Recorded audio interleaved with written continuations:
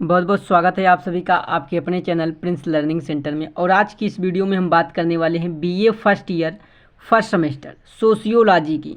BA first semester के sociology में very important question और आंसर को लेकर आए हुए हैं। अगर आपने सोशियोलॉजी में कुछ भी नहीं पढ़ा है तो आपको घबराने की कोई ज़रूरत नहीं है। आज की इस वीडियो के माध्यम से हम सोशियोलॉजी के अंतर्गत आने वाले महत्वपूर्ण प्रश्न और आंसर को समझेंगे, जो कि आपके पेपर में ये सारे प्रश्न आते हैं। अगर आप पिछले वर्ष के पेपर को देखते हैं, कई साल को पेपर को एनालिसिस करते हैं, तो आपको यही सारे प्रश्न मिलेंगे जो कि हर बार एग्जाम में आते रहते हैं। तो वीडियो पसंद आए तो वीडियो को लाइक शेयर जरूर कीजिएगा। चैनल पर पहली बार आए तो चैनल को सब्सक्राइब कर बेल आइकन को ऑन कीजिएगा, क्योंकि हम आपके लिए ऐसे ही इंपॉर्टेंट वीडियो लेकर आते रहते हैं। तो देखिए, सबसे पहले प्रश्नों की बात करते हैं। तो सबसे पहला प्रश्न जो है, समाजशास्त्र की प्रकृति और क्षेत्र पर प्रकाश डालिए। जैसा कि पेपर ही हमारा समाजशास्त्र है, सोशियोलॉजी है, तो सबसे पहला जो प्रश्न बन जाता है, समाजशास्त्र क्या है, समाजशास्त्र होता क्या है, इसकी प्रकृति और क्षेत्र पर प्रकाश डालिए। ये प्रश्न जो है आपका 6 नंबर में पूछा जाता है, और डायरेक्ट अगर 3 नंबर में पूछता है तो डायरेक्ट पूछ लेता है समाजशास्त्र से आप क्या समझते हैं, समाजशास्त्र क्या है, इसके अर्थ को समझाइए। तो ये प्रश्न इस प्रकार आपके एग्जाम में पूछा जाता है। तो आइए इसका आंसर करते हैं। कैसे इसका आंसर हम करेंगे, तो चलिए देखते हैं इसका आंसर क्या है। तो समाजशास्त्र एक सामाजिक विज्ञान है। क्या सामाजिक विज्ञान है? जो मानव समाज, सामाजिक संबंधों, संस्थाओं, प्रक्रियाओं और संरचनाओं का अध्ययन कराता है। समाजशास्त्र जो है एक सामाजिक विज्ञान है। समाज के वातावरण का, समाज के परिवेश का हमें अध्ययन कराता है। मानव समाज कैसा है, समाज में सामाजिक संबंध कैसे हैं, संस्थाओं और प्रक्रियाओं या उनकी संरचनाओं का अध्ययन कराता है। इसकी प्रकृति वैज्ञानिक होती है, विश्लेषणात्मक होती है, तुलनात्मक होती है और सर्वेक्षण आधारित होती है। इसकी प्रकृति जो होती है, इसके प्रकृति के जो पॉइंट हैं वह है कि वैज्ञानिक प्रकृति की होती है, विश्लेषणात्मक होती है जो कि विश्लेषण किया जा सके, तुलनात्मक मतलब तुलना की जा सकती है, तुलनात्मक अध्ययन किया जा सकता है, और सर्वेक्षण सर्वे के द्वारा आधारित होती है। समाजशास्त्र वस्तुनिष्ठ ढंग से समाज के घटकों को समझने का प्रयास करता है। जो समाजशास्त्र है ना, ये समाज के घटकों को समझने का प्रयास करता है। समाज में जो घटक होते हैं, समाज कैसे है उसको समझने का प्रयास करता है। यह समाज के विभिन्न पक्षों जैसे कि परिवार, धर्म, राज्य, शिक्षा, संस्कृति और सामाजिक परिवर्तन का गहन अध्ययन कराता है। जो समाजशास्त्र होता है ये समाज के वातावरण, समाज में कैसा परिवार है, कैसा धर्म है, राज्य क्या है, शिक्षा कैसी है, संस्कृति और समाज में कैसे परिवर्तन हो रहे हैं, इन सब का गहन अध्ययन कराने का या फिर गहन अध्ययन कराता है। तो ये होता है समाजशास्त्र। आइए समाजशास्त्र के क्षेत्र के बारे में बात करें। तो समाजशास्त्र का क्षेत्र अत्यंत व्यापक है। समाजशास्त्र कोई छोटा एरिया नहीं है कि समाजशास्त्र इस छोटे एरिया में। समाजशास्त्र का एक लार्जेस्ट स्किल है। क्या है? एक बड़े से स्किल में समाजशास्त्र है। तो कहने का मतलब समाजशास्त्र अत्यंत व्यापक है।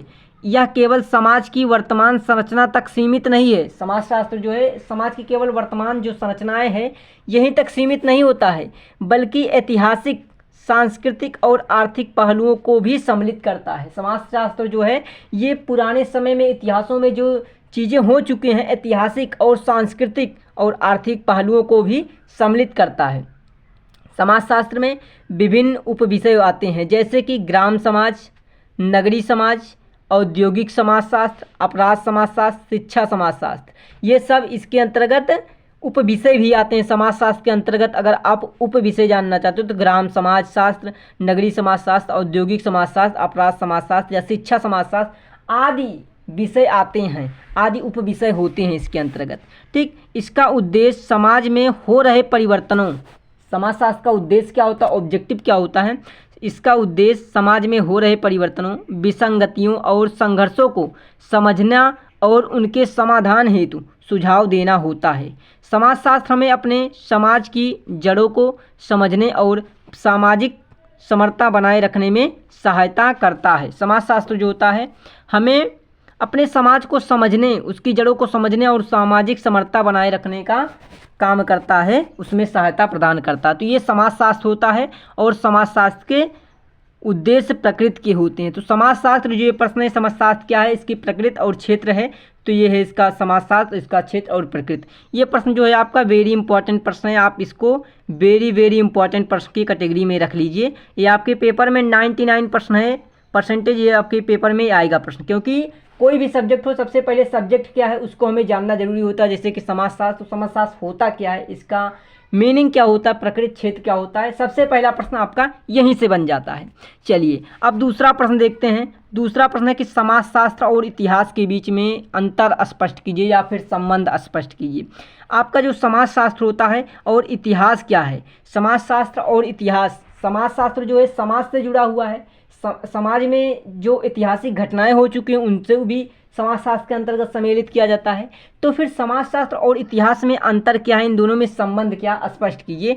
3 नंबर में प्रश्न अधिकतर पूछा जाता रहता है कि समाजशास्त्र और इतिहास के बीच में अंतर क्या है। ठीक, तो आइए देखते हैं समाजशास्त्र और इतिहास के बीच में क्या अंतर है।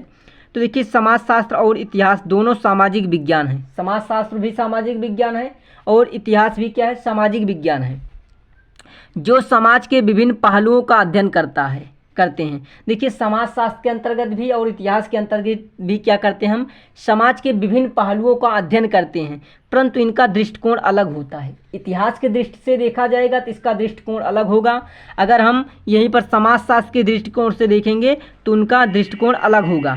इतिहास का उद्देश्य अतीत की घटनाओं, इतिहास का उद्देश्य जो होता है अतीत की घटनाओं, मतलब जो पहले हो चुकी हैं, जो बहुत पहले समय में घटनाएं हो चुकी हैं, तो इतिहास का उद्देश्य क्या होता है, अतीत की घटनाओं और उनके कारणों को जानना होता है। इतिहास क्या करता है, अतीत में हुई घटनाओं और उनके कारण क्या थे, किस कारण से वे घटनाएं हुई हैं, उनको जानना होता है। जबकि समाजशास्त्र है, समाजशास्त्र जो है वर्तमान समाज की संरचना, प्रक्रिया और क्रियाओं का अध्ययन करता है। तो देखिए मेन डिफरेंस क्या है, मेजर डिफरेंस यही है समाजशास्त्र और इतिहास में। इतिहास क्या करता है, इतिहास के अंतर्गत हम क्या करते हैं, जो समाज में घटनाएं हुई हैं, जो पूर्व में घटनाएं हो चुकी हैं, उनको जानना और उनके कारणों को समझना, किस कारण से ये घटनाएं हुई हैं उन कारणों को भी जानना होता है। लेकिन जो समाजशास्त्र करता है, समाजशास्त्र वर्तमान समय में समाज की संरचना कैसी है, प्रक्रिया कैसी है और उनको क्रियाओं का अध्ययन करना होता है। तो ये मेजर डिफरेंस होता है। इतिहास समाजशास्त्र को समय की धुरी प्रदान करता है। इतिहास जो है वो समाजशास्त्र को समय की धुरी प्रदान करता है। सामाजिक संस्थाओं, परंपराओं, रीति रिवाजों और सांस्कृतिक के विकास को समझने में इतिहास अत्यंत सहायक है। इतिहास का इम्पोर्टेंस जो है, इतिहास का महत्वपूर्ण जो है, महत्व जो है वो इस प्रकार है कि सामाजिक संस्थाओं को समझना हो, परंपराओं को, रीति रिवाजों को समझना हो और सांस्कृतिक विकास को समझने में इतिहास जो होता है अत्यंत सहायक होता है। हम इतिहास से ही सीख पाते हैं कि हमारी परंपराएं क्या थी, हमारे पूर्वजों की कैसी संस्थाएं थी, क्या सामाजिक संस्थाएं थी, क्या संस्कृति थी हमारी, इसको हम इतिहास के माध्यम से ही समझ पाते हैं, इतिहास के द्वारा ही जानते हैं। उदाहरण के लिए जाने तो जाति व्यवस्था, ग्राम व्यवस्था और परिवार की ऐतिहासिक उत्पत्ति को जानने के लिए इतिहास का सहारा लिया जाता है। ठीक, आगे बात करें, वहीं समाजशास्त्र इतिहास की घटनाओं का समाजशास्त्रीय विश्लेषण करता है, समाजशास्त्रीय विश्लेषण करता है, जैसा कि स्वतंत्रता संग्राम के सामाजिक प्रभाव क्या हैं, प्रभाव, विभाजन के बाद समाज में आए परिवर्तन आदि। अतः दोनों विषय एक दूसरे के पूरक हैं। दोनों विषय क्या हैं, पूरक हैं। इतिहास समयबद्ध तथ्यों को प्रस्तुत करता है और समाजशास्त्र उन तथ्यों की सामाजिक व्याख्या करता है। देखिए दोनों विषय जो हैं आपके यहाँ पर, समाजशास्त्र और इतिहास जो हैं एक दूसरे के पूरक हैं, एक दूसरे से जुड़े हुए हैं, जुड़े हुए हैं। इतिहास जो है आपका इस समयबद्ध तथ्यों को प्रस्तुत करता है, जो समयबद्ध एक निश्चित समय के तथ्यों को प्रदर्शित करता है। वहीं पर समाजशास्त्र जो है उन तथ्यों की सामाजिक व्याख्या करने का कार्य करता है, उसको सामाजिक व्याख्या के रूप में प्रदर्शित करता है। तो ये मेजर डिफरेंस होता है समाजशास्त्र और इतिहास में। जो आपके 3 नंबर ये प्रश्न है, वेरी इंपॉर्टेंट प्रश्न बन जाता है यहाँ 3 नंबर ये प्रश्न कि समाजशास्त्र और इतिहास के बीच में क्या अंतर है। ठीक, आइए अगला प्रश्न देखते हैं कि आपका अगला प्रश्न क्या है। तो अगला प्रश्न है कि सामाजिक समूह की परिभाषा और प्रकारों का वर्णन कीजिए। हमने समाजशास्त्र जान लिया, समाजशास्त्र क्या होता है, उसके अर्थ को देखा, मीनिंग को समझा, उसके नेचर को भी जाना, प्रकृति को जाना। अब समाजशास्त्र सामाजिक समूह की परिभाषा और प्रकारों का वर्णन कीजिए। जैसे समाजशास्त्र क्या करता है, समाज का अध्ययन करता है, तो समाज में सामाजिक समूह क्या होता है, सामाजिक ग्रुप क्या होता है, उसकी परिभाषा क्या है और उसके प्रकारों का वर्णन कीजिए।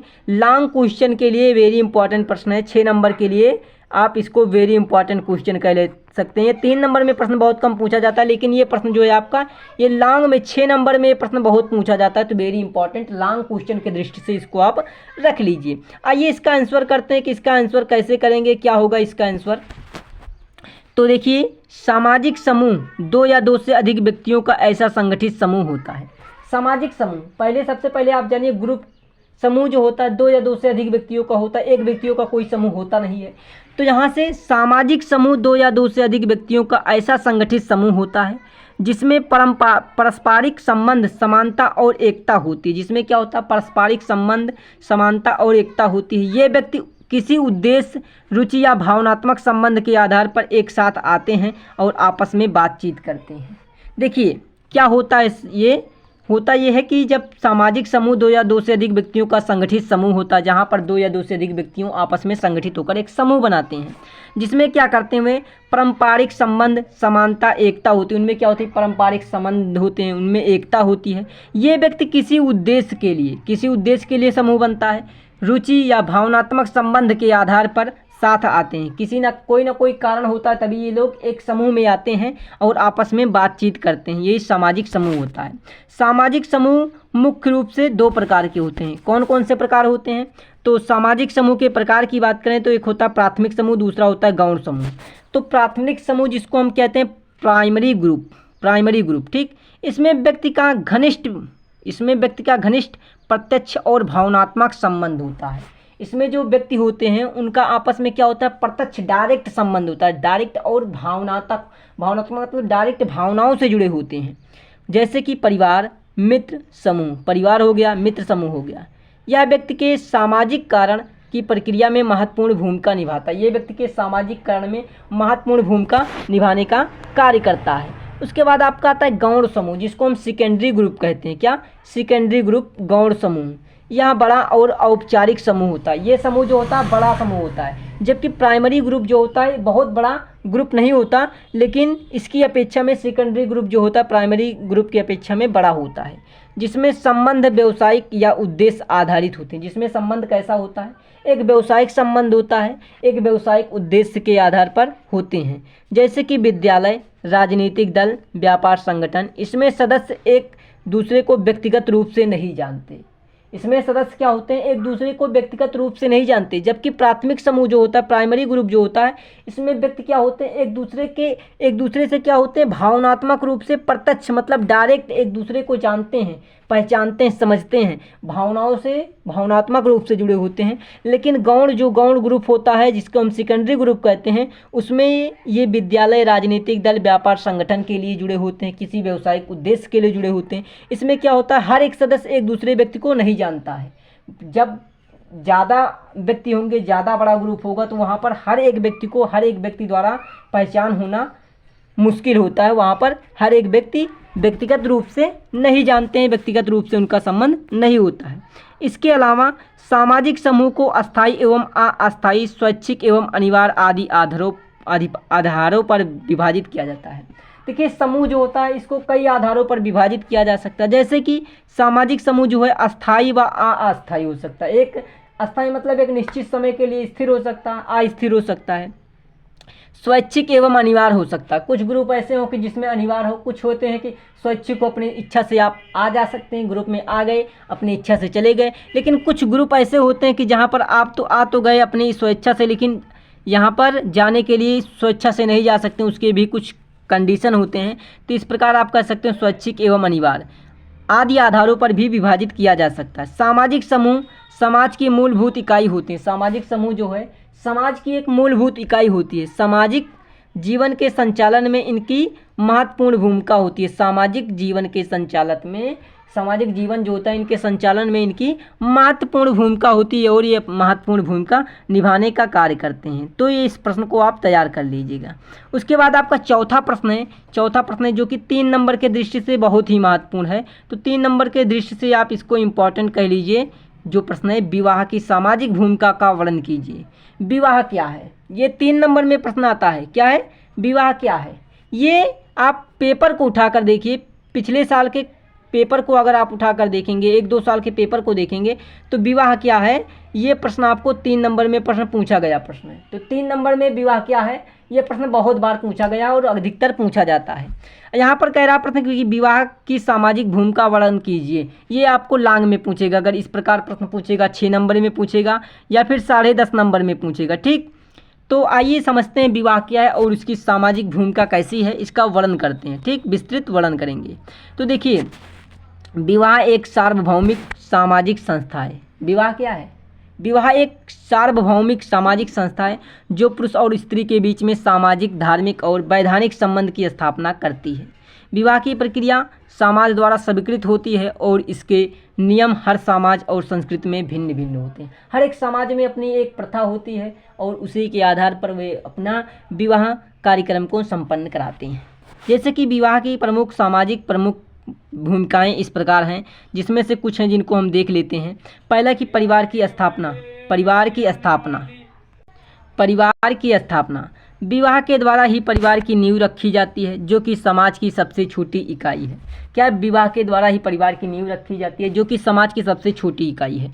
दूसरा पॉइंट जो है वंश परंपरा। विवाह के माध्यम से समाज में वंश परंपरा का उत्तराधिकार व्यवस्था संचालित होती है।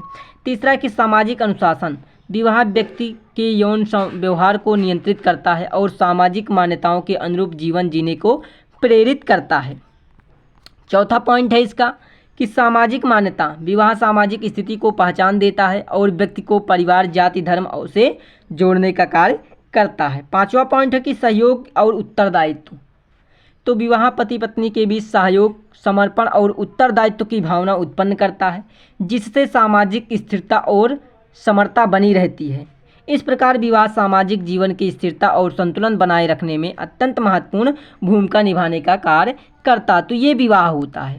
तो ये 3 नंबर के दृष्टि से मैं पहले भी बता चुका हूँ, फिर भी कह रहा हूँ, ये 99% है आपके पेपर में, परसेंटेज संभावना ये आपके पेपर में आएगा। तो ये आप तैयार कर लीजिए, विवाह क्या होता है, इसके विस्तृत वर्णन की, इसकी भूमिका क्या होती है समाज में। तो समाज में इस प्रकार ये भूमिका होती हैं कि ये विवाह जो होता है समाज में इस प्रकार भूमिका निभाता है। परिवार की स्थापना करता है, वंश परंपरा निभाता है, सामाजिक अनुशासन करता है, सामाजिक मान्यता प्राप्त करता है, सहयोग और उत्तरदायित्व की भावना को आगे बढ़ाता है।